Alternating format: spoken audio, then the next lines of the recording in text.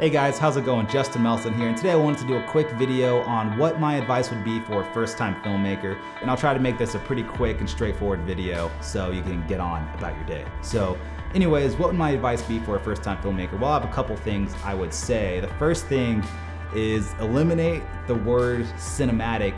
Get that out of your vocabulary. I mean, I'm guilty of this too, and that's partially a joke. I mean, you can use cinematic if you want, but I feel like that's a word that's becoming, one, it's so overused. Two, it's almost becoming a word for a lack of better verbiage to describe what you want, especially from a director or a writer's perspective, or even a producer's perspective. It's one of those things where, and again, I do it too. It's like, imagine you're describing something to your sound mixer and you're like, I want the sound to be really cinematic. What? like what does that mean, cinematic? Everybody kind of interprets cinematic differently. What is cinematic? Or if you're talking to now I've done this too. When I talk to my composer, I'm like, yeah, I just kind of I want you to go into like a piano melody type thing, and I want it to sound really cinematic. That doesn't mean anything. And it's also, like I said, an overused word, like on YouTube tutorials. That is like the go-to word for clickbait and to get people to watch your video. And again, I've done it too. I've titled my videos, sorry, that's my cat. The number one, if you put cinematic in your title, you will get lots of views.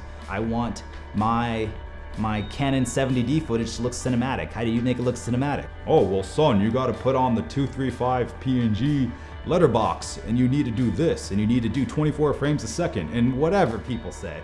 How many videos have you seen where somebody says how to do cinematic color grading? And then at the end of the tutorial it says, now go buy my LUT pack for $30. That is a way in which, again, there's nothing wrong with, because those people love teaching, I love teaching, but that's the way to get the money, because the word cinematic, there's something nice about that word, because it's like everybody interprets cinematic as different. So when somebody thinks cinematic, they think what they think is cinematic, and it's gonna make them wanna buy your product, or it's gonna make them wanna follow your tutorial. So that's my first thing.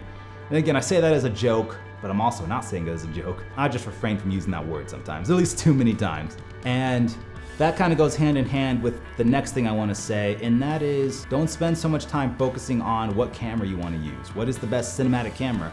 I'm guilty of that too. I started filmmaking when I was in the 7th grade. I didn't know anything. All I knew was 480p, and I had a Canon Vixia camera.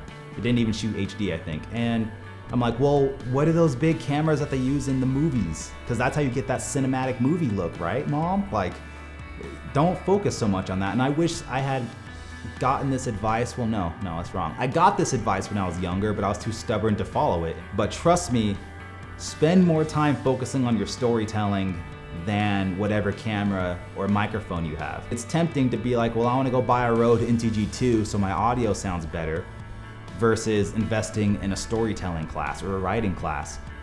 The gear is gonna come.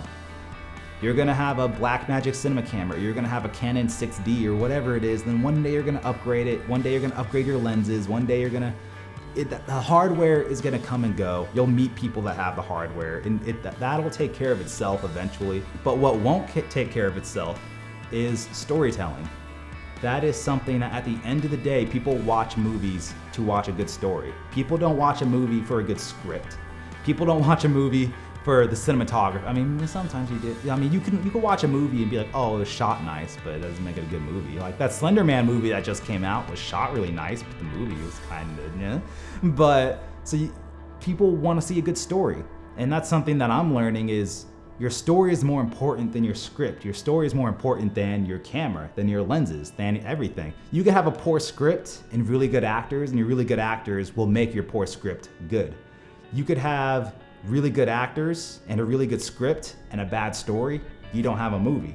So again, as tempting as it is to go look into, well, I want Canon L lenses and I want this camera and I want a Rode mic and I want this because my friends have it and they're cool.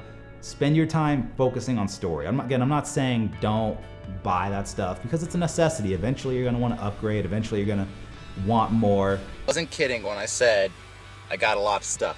Look at this thing. That box holds a Rode NTG3. Yeah. Come on. Hang on. Let's do this. Boo. Keep it still. Wait, that's it? That's the thing? Yeah, that's the thing.